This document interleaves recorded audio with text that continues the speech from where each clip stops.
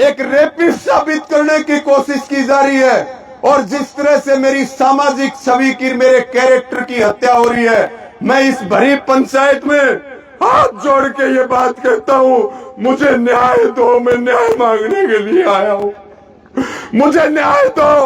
ये सरकार मेरे पीछे पड़ी हुई है, जेपी दलाल मेरे पीछे पड़ा हुआ है, और मैं दूसरों के लिए न्याय की लड़ाई लड़ता हूं।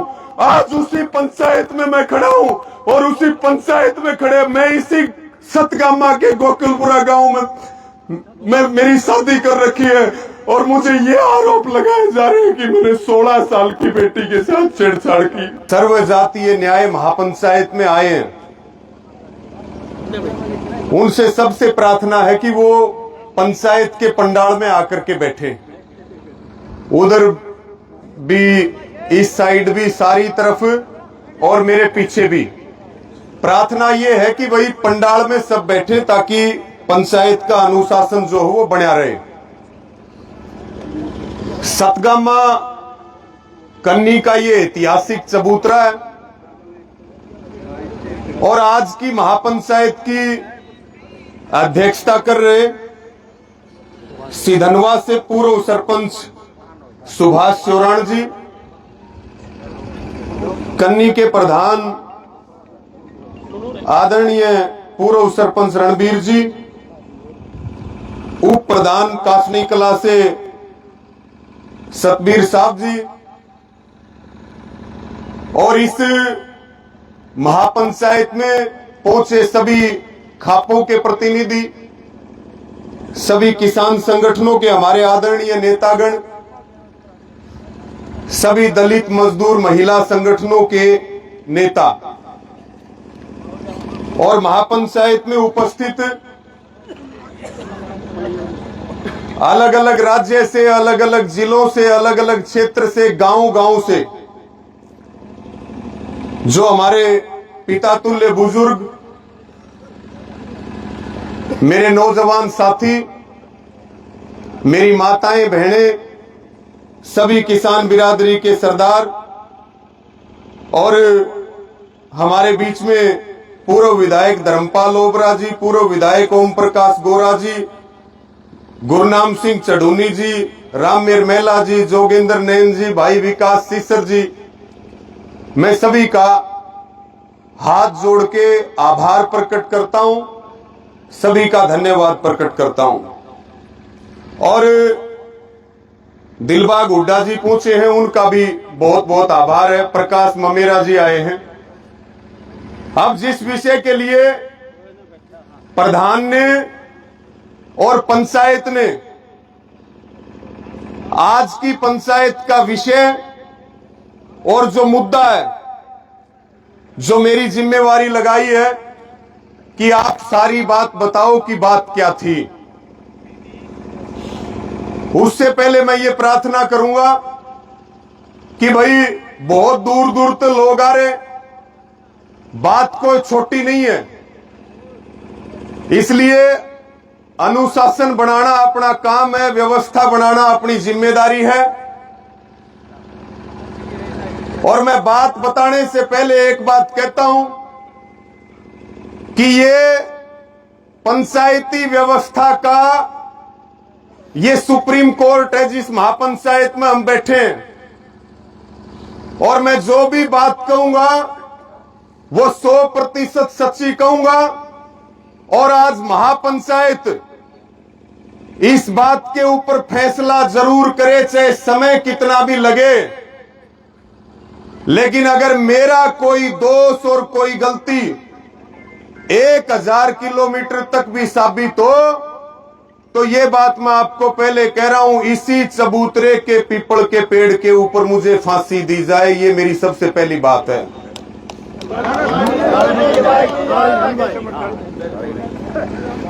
मैं पंचायत को ये बताना चाहता हूं, ये बात है 8 दिसंबर की, और 8 दिसंबर को लगभग 10 बजे के आसपास का समय होगा, और उस समय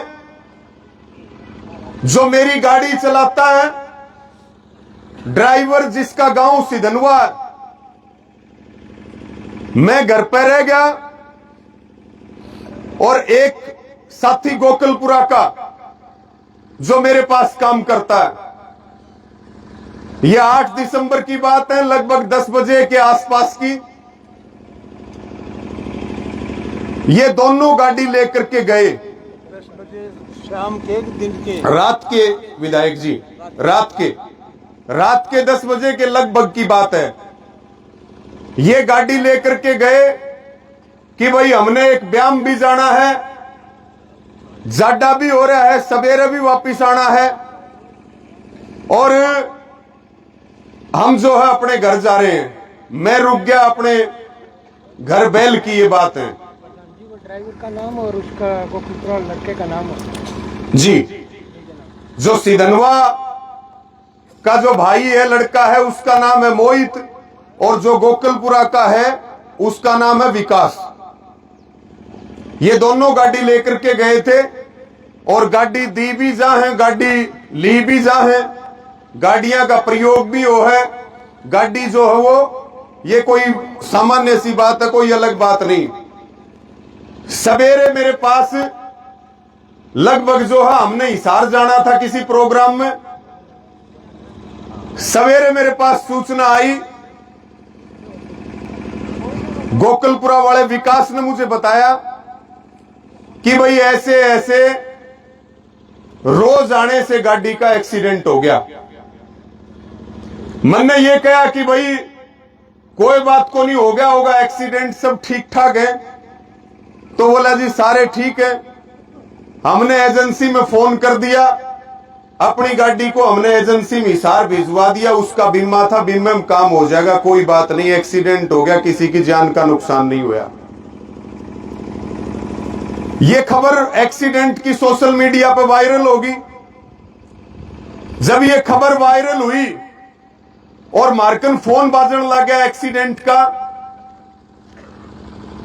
तो फिर हमने प्रोग्राम में भी जाना था, सारे फोन अलग अलग स्टेट से, पूरे हरियाणा से फोन बजने लगे। सोशल मीडिया के ऊपर एक सूचना डाल दी गई कि भाई सारे कुशल मंगल हैं, सब ठीक ठाक हैं, कोई दिक्कत परेशानी नहीं। मेरे मन में भी ये बात थी कि भाई एक्सीडेंट तो हो जाएगा, कोई खास बात नहीं, इस बात को खत्म कराया जा और जो जिस काम में आपा लग रहे उस काम को आपा जारी रखें। उसके बाद में ये 9 दिसंबर की बात है, जिस दिन एजेंसी में गाड़ी भेजी, शाम होते होते, और इसके साथ में एक बात मैं और भी जोड़ना चाहूंगा, जो बात मैं बीच में रहेगी, कि भाई इन्होंने मुझे बताया सुबह कि भाई हम बैल ते गाड़ी लेके चले और उसके बाद हम आए सिधनवा और वहां से सिधनवा का एक भाई और है नमित, उसको लिया और हमने सिधनवा किसी शादी में जाना था। और जो ये मोहित है सिधनवा का, कि भाई मेरे, क्योंकि इसको 7 तारीख को भी हमने हिसार दिखाया था, इसके कान में तकलीफ थी, तो इसके कान में कोई दर्द वगैरह की शिकायत थी, तो ये मेडिकल से दवाई लेने के लिए हरियास और इधर आए। और जब ये वापिस गए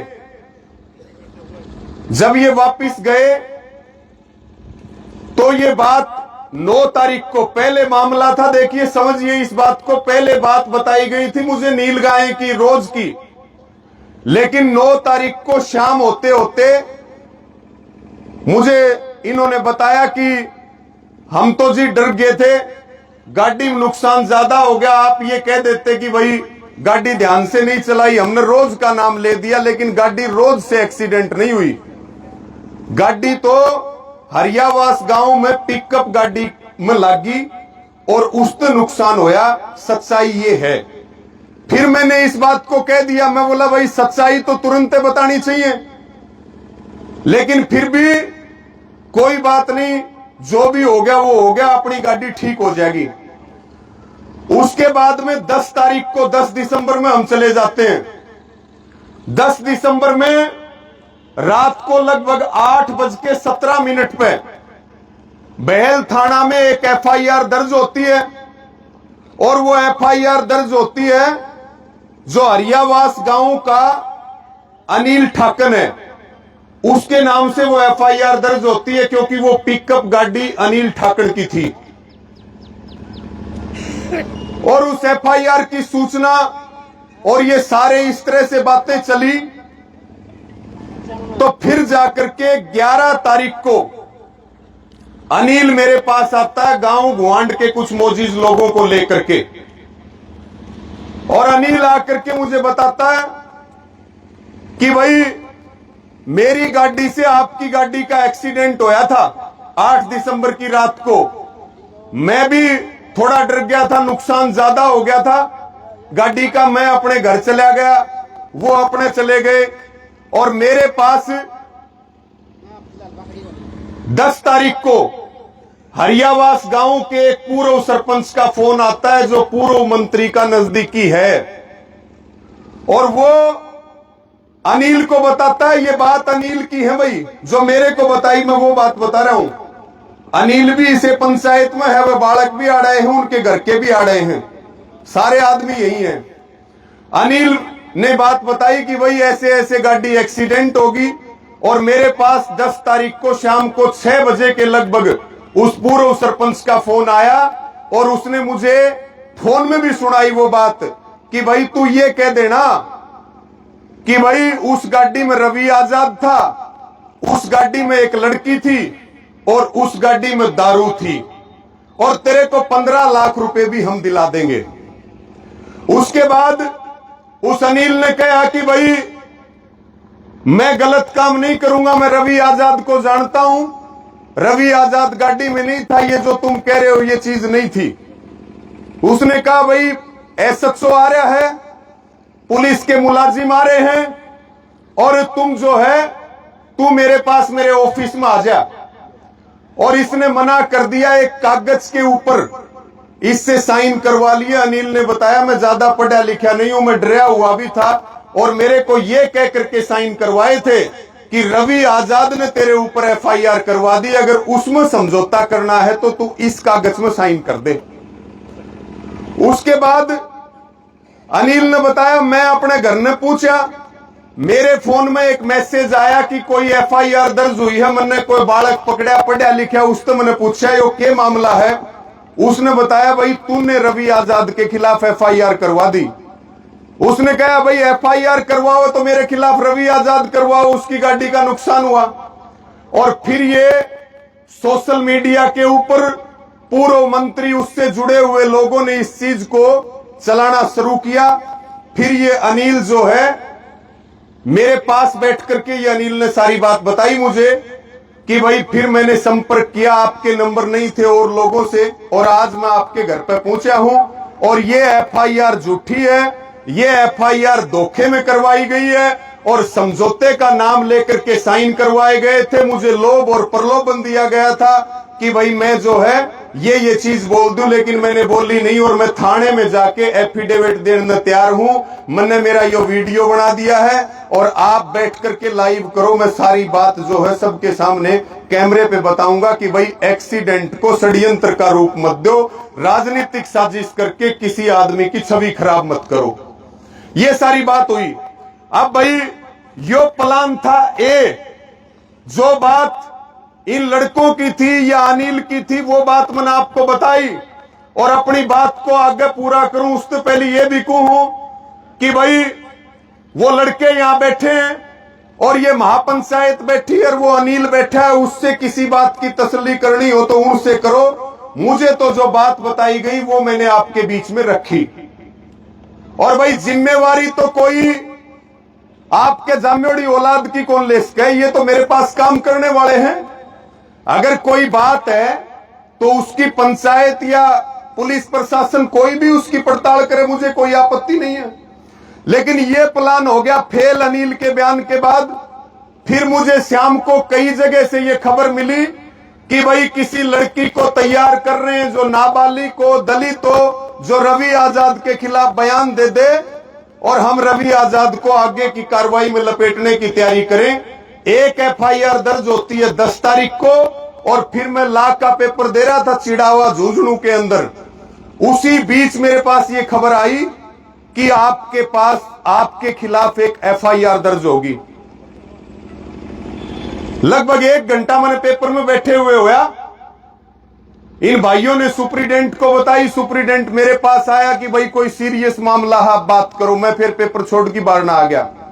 बाहर आकर के मैंने देखा, मैंने फोन में पढ़ा, सोशल मीडिया पे खबर चल रही थी कि भाई रवि आजाद के खिलाफ पोस्को एक्ट में, SC ST एक्ट में और किडनैपिंग के लिए, दलित नाबालिग लड़की से छेड़छाड़ करने के लिए और जान से मारने की धमकी देने का मुकदमा दर्ज किया गया।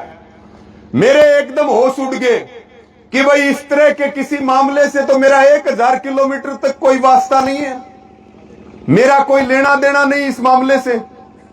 और इस तरह का मुकदमा दर्ज करके और देखते देखते 1-2 घंटे में पूरे देश में यह समाचार चला गया, पूरा हरियाणा में यह समाचार चला गया कि भाई किसान नेता दुष्कर्मी है, किसान नेता नाबालिग दलित लड़की के साथ छेड़छाड़ करता।